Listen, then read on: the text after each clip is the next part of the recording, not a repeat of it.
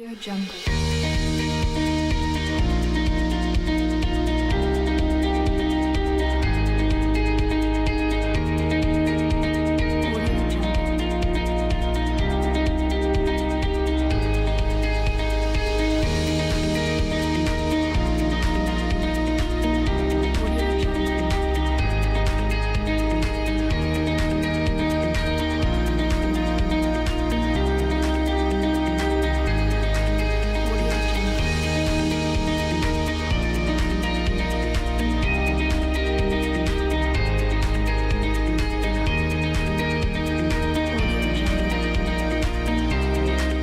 Security analytic tools is the key technology security professionals pay the most attention to, followed by identity and access management and endpoint protection.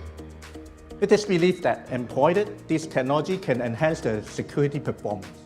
By 2020, you will have 50 times more data to cyber defend than you have today.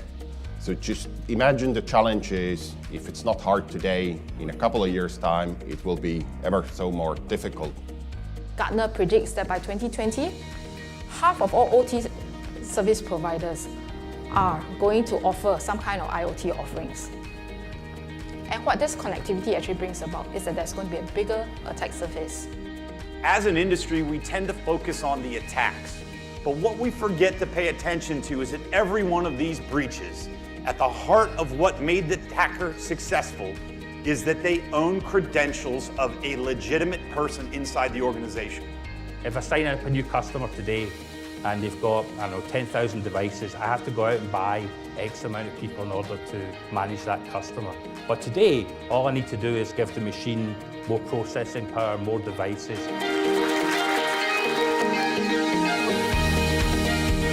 Tools is more like more than just physical weapons or things like that, but it's more like a framework or methodology or things on top of that. Right now we are in the world that, the attacks are so diversified. So some standard tools actually is not that enough. We need the more, severe, cyber professionals, so in this case to handle this case. Each security solution may give you just a pinpoint of a certain area of security measures. How to integrate those things together make you to see the full picture. It's more that the organisations themselves pay attention to the type of data that they're holding, the nature of the data, and the systems that are holding that data, and making sure that those systems are appropriate for that type of data. If the companies are moving to certain directions, more cloud, for example, then security has to be embedded into it. So how fast we can embed it or how fast we can adapt that to support our business need. We see many companies buying technology that they probably don't really need to refresh some of the things they want to refresh. They should be focusing on what the outcome could be: data leakage, it could be incident response, it could be training, it could be any of those things.